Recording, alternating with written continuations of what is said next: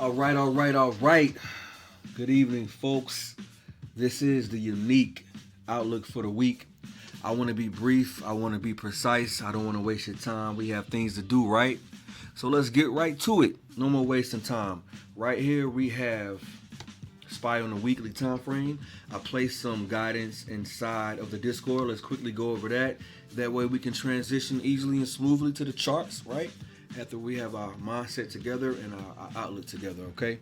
So first we have the key market dynamics. Market leaders, I would like to say, looking over the ETFs, which are heavily weighted in the SPY, are stocks like Amazon and Tesla, and they influenced by movements in the NASDAQ.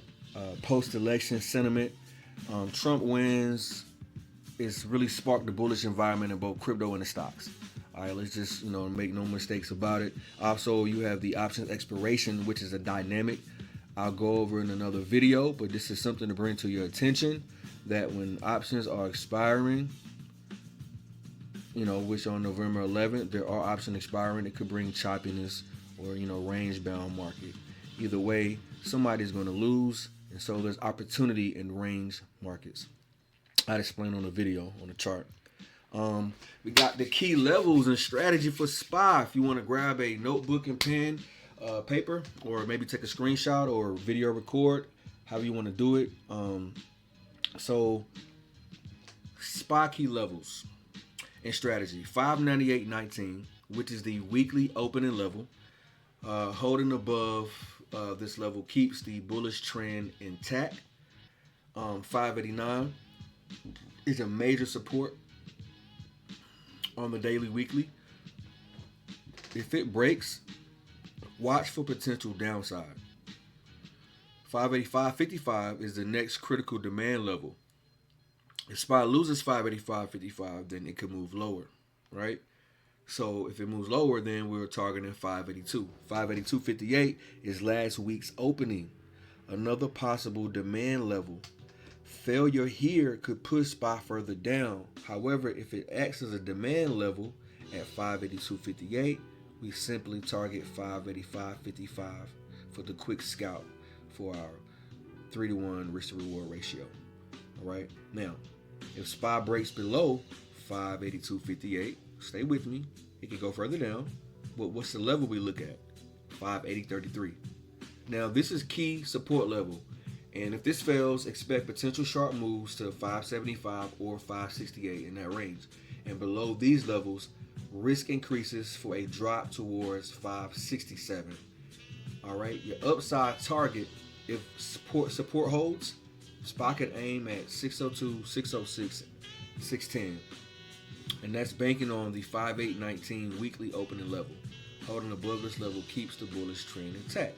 All right, so overall, your trading approach, swing and day trading, use larger time frames for your trend duration, smaller for entries and exits.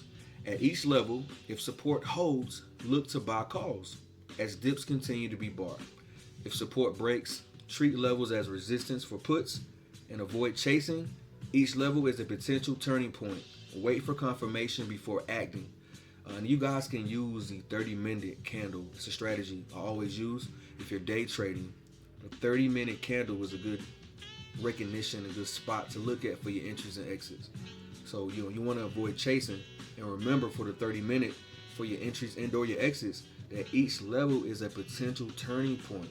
So you should wait for confirmation before acting, and you can use the 30-minute as a way to do so. All right. Trade reminder, as always, guys, define your risk, your entry, and your exits beforehand. And repeat this process at each level for consistent strategy. All right, stay disciplined, and let's get to the charts. Now that you got that, and hopefully you guys had a chance to be able to actually screenshot it or write some of these levels down, or you can just come back to the Discord when you're marking up your charts. All right, so we're gonna scoot this over. As a matter of fact, we can let it down. All right, here's the weekly time frame. Okay, this is what I like to do to mark up my charts. I keep it simple, I keep it cool. It works for me. That's how I'm able to call out plays consistently and make money consistently. This is a parallel channel. On the weekly, because I'm a day trader, swing trader, right? So I'm thinking long term. So I want to connect this channel to the bottom here, right? Right, and I started from here. Watch my cursor. And I'm gonna bring it on up here to connect these upper resistance levels. Okay. All right. Now already I can see that there's a little bit of space left here, subjectively, for SPY to get to 607. Now you see that was one of my targets. 606, 602, 610. All right. So these are levels you could be looking for to take profit if you're already in and/or waiting for a pullback. So now we got these parallel channels. We see that a little small bit. Now let's do something more logical. I teach my students. You got a whole bar here. Now this is pretty bullish. This is a pretty bullish candle. That's pretty bullish to me, right? All right, breaking highs. It's breaking these highs here, creating a higher low, right?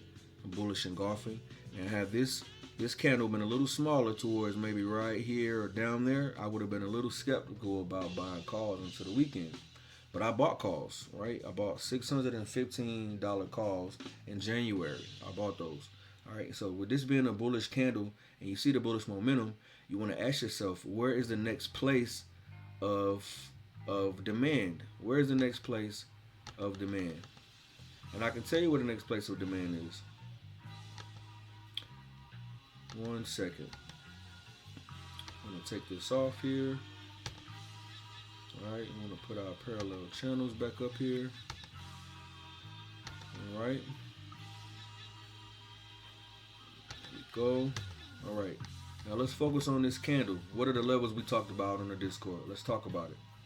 So, the next place of demand where I will look to get out if the market, falls down, if we're taking puts. All right, this will be the level right here. The high of that candle is 586, one of my levels I call out in Discord.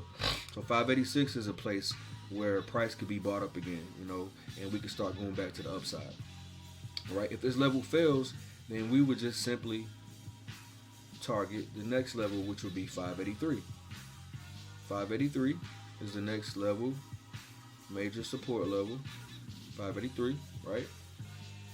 Now, if this level breaks, you want to target the bottom here of this candle, which is the bottom of the range. We're going to make that red for ultimate put pressure if it breaks. All right, now those are your levels here. Now remember, we putting these horizontal lines on a weekly. When you toggle to the smaller time frame, you can see these same lines, and if price reacts around them, trust me, you can take the buy, you can take the sell. It's just how this works. And I have more examples of that. Now, in the sake of keeping this simple, I want you to get used to looking at things in thirds. All right. So you have your 0% mark. All right. You have your 50% mark.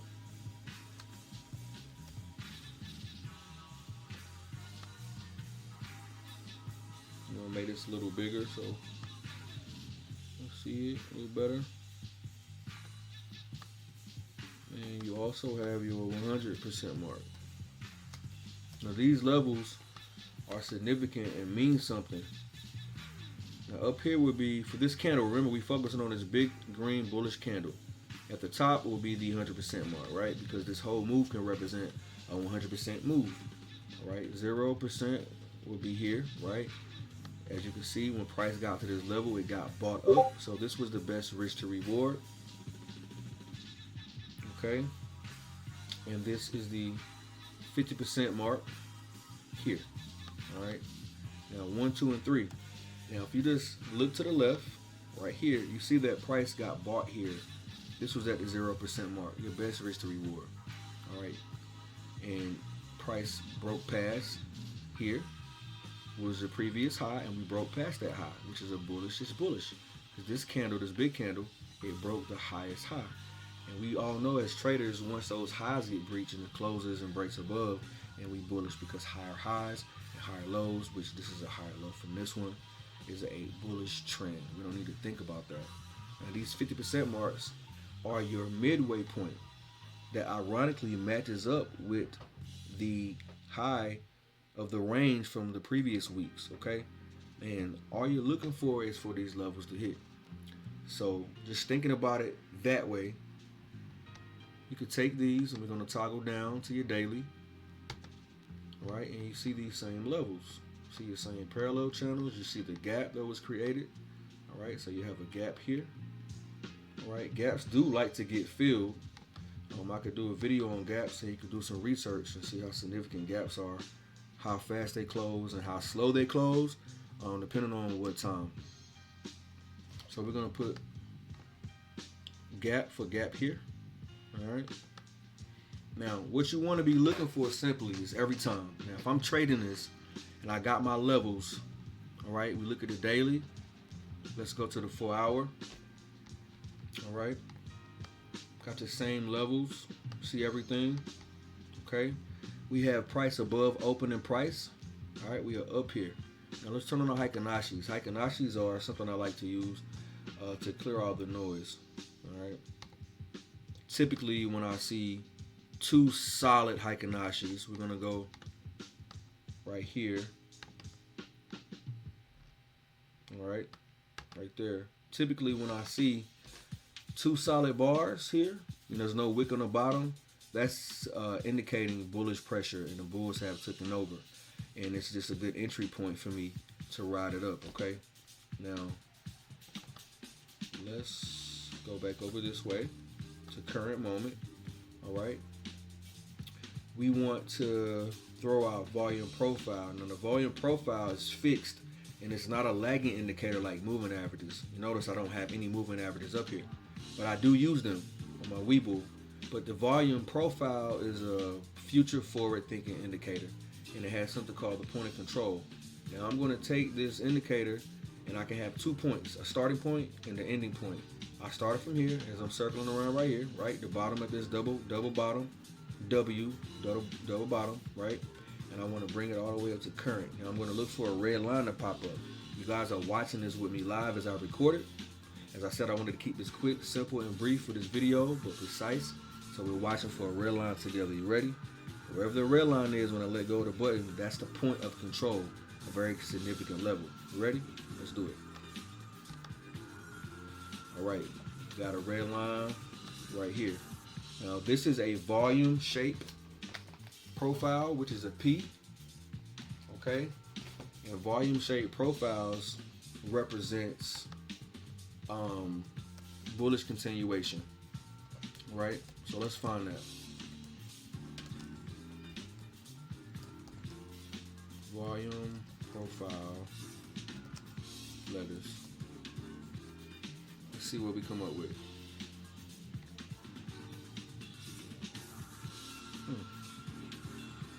All right, here we go. We got an understanding of 4 common profile shapes. I want to quickly show you these shapes, and I hope this video is helpful thus far. This could be a lot of information, but valuable information. And now that I have it recorded, you can go back and watch it. Here you see this low volume areas. When there's low volume and low volatility, that means price can go up. That's why when you check the option chain and you see low volatility strikes, these are the ones with the most open interest because we have loaded the boat. This P represents a place of a lot of buyers or sellers. That's why price consolidates. So you see the P, the volume shape, and the P. Now if you look on SPY, you see the same exact volume profile. Let's make it bigger so you can see it. Stretch it out a little bit more. This whole movement here to here is a P, right? Who knew you could make money from an alphabet letter? So you see the low volume, you see price surge, and you see the consolidation. So what we're looking for tomorrow, we're looking for this line here, which would be 597.80, which I did not mention in Discord for the guidance for the week, but I gave a number close to that, right? I want to look for this level to work as a demand level. If it breaks below, then I want to target the 50% mark. See how this all comes together? Now let's turn on our candlesticks. So what you see is you see gaps. It's a small gap here and another gap here. If you don't know what gaps are, let me know in the Discord and I'll definitely make a video and send some information for you guys. But I want you to understand that this is what we're looking for. And since we use the weekly to come up with our levels, we want to use the smaller time frame for our entries. So let's toggle to the 1 hour. We just left the 4 hour. And you can see down here is what I call a QQE module. These blue and grays and the red here, down here. This represents what you would call like a RSI, oversold and overbought. But it has a couple different metrics in here. I got this indicator from TradingView, and it's called QQE module. I can see that we're losing a little momentum, but we're still creating higher lows and higher highs. And again, these are simple ways to indicate market trends. And right now we are in an uptrend, and the market is currently shooting up as I'm talking. So you want to look for these levels to hold. And just because, and if this level doesn't hold and price falls below the 597 level, it doesn't mean to be overly bearish. Why? It's because when you look here, let's put a little cursor here, and we're going to end the video soon. You can notice that here price bounce. So you have a range, right? There's a range. Price could drop here. It could bounce. It's the same way it bounced here where you see my cursor. So you always want to be thinking ahead of time and be prepared to pivot. This could be a pivotal bouncing point here because it already showed that it bounced here. Once, twice, 3 times. Okay, remember I told you to think about everything in thirds. All right, so remember I said in the Discord, let's go back to it. I want to remind you guys that you are supposed to use the larger time frames for trend direction and your smaller for your entries and your exits. So knowing that, right now we are on the 1 hour. I like the weekly, the 4 hour, the daily, and the hour as my macros, and I use the 30 minute, the 5, 15, or even the 1 minute, 2 minute time frame for my entries. And I hold the trade as long as the range and prices in that motion of my area I'm looking for. So let's go to the 15 minute, and you see the same thing, but as you can see, there is momentum oversold trying to go back to the upside. And so if it can hold this small range here, then we could possibly retest these 599 highs, which we have. TradingView is a little bit lagging on the data actually, because I'm looking at something different on my phone, and we have pre-market pushing up right now. All right, so that's that, guys. We'll toggle down to the 5 minute to let you see how that looks. And you also have a little bit of pressure pushing towards the upside, and price is above these green lines, which represents the opening price for the following previous day, which is here. All right, and I like open and close dynamics, and this is an indicator on TradingView that helps you realize, like, hey, market stays above opening price, that's a bullish setup. If it goes below it, it's bearish. Very simple. I believe in these things, so I continuously do them and monitor them. You know, 1 second. Okay, just like right here, if I had got into some calls, I wanted to wait to the next day. This was on November 7th. The market opened on the 8th. I see that there's a range here. Price is found. It's barcoding, it's ranging. But I noticed that it broke above this price here, and it went above, it stayed above the opening price the previous day. See, price above the previous close and open, right? Previous open and close. We have bullish continuation. Right, so we're looking for the same thing for tomorrow. Here, it's already above it. You can stay above it, stay away from it, even better. But if it can bounce, we're looking to upward movement. If it falls below here, we're targeting the next levels. All right, very simple. Next levels will be all these levels, okay, guys? All right, so before we end this video, we're gonna go back to the weekly and let you know, man, hey, we are in a bullish state. This is a very bullish moment right now, and I expect pullbacks to be bought up, period. So remember, subjectively, we have this parallel channel and also a Fibonacci extension that I want to throw up here. We have a Fibonacci extension that says 606, 609. So let's do this. Put my fib from here. Right there. Around 614. I like what I see. All right, I want to check the economic calendar. All right, we're gonna go to Forex Factory. Right, I always talk about this in my Discord. It's a metric I use on a daily when I'm day trading. I want to know what news is coming out so I can be in or out of trades because it could be volatile or it can mess up my position. Monday, we have members speaking after the market and during the market at 1 p.m. Usually, if there's no red folders, it's not so significant. We have yellow, red, and orange, as you can see here. But on Monday, there's no orange or red, just yellow. Come Tuesday, we have one of the Fed members speaking, Governor Bailey, at 5 minutes before the market open. How ironic is that, right? So he's going to be doing something for the market to get some action before market open. A couple of more speakers, nothing too significant. Wednesday, we have press conference, the Beige Book, another governor speaking. We have the PMI data later on that day. And so that should be an interesting day. Wednesday is usually a day of reset for the market, so it's going to be a little interesting. Following the fact that we have more important data Thursday for the PMI.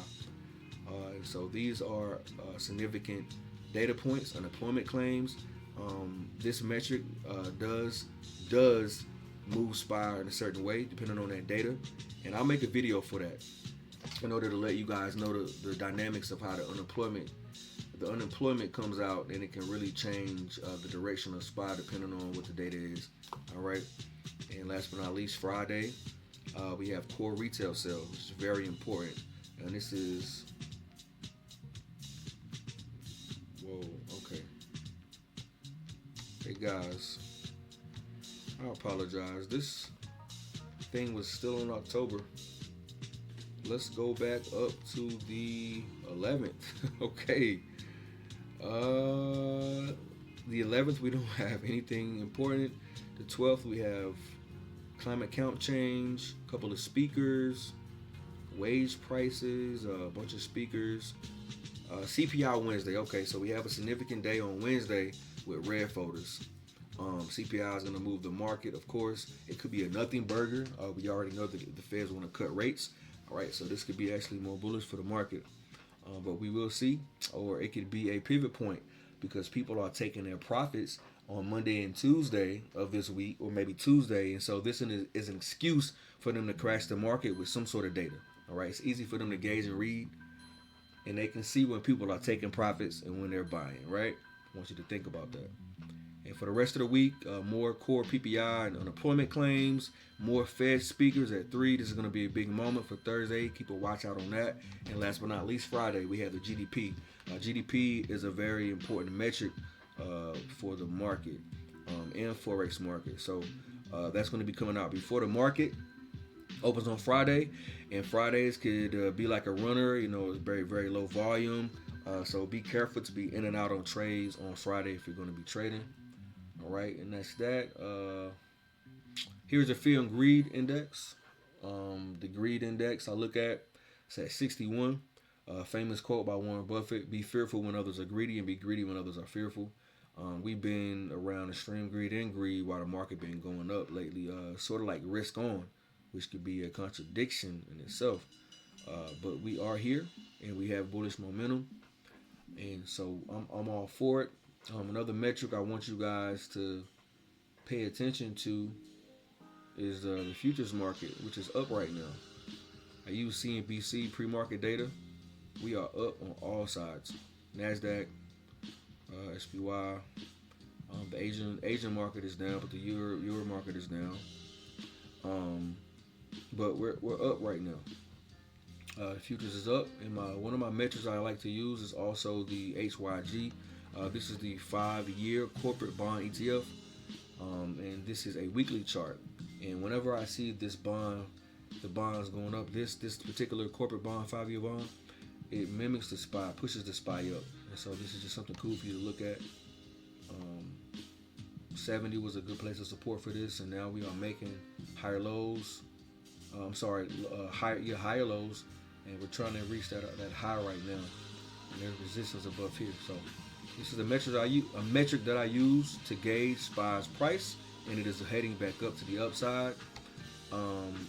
SPY is bullish to me. I would look to get out at another 5 or 6 point move. We are trying to fill these gaps here. This is a beautiful thing with a little bit of overhead resistance. So yeah, and also the VIX, which is a volatility index. We are pushing lows, guys.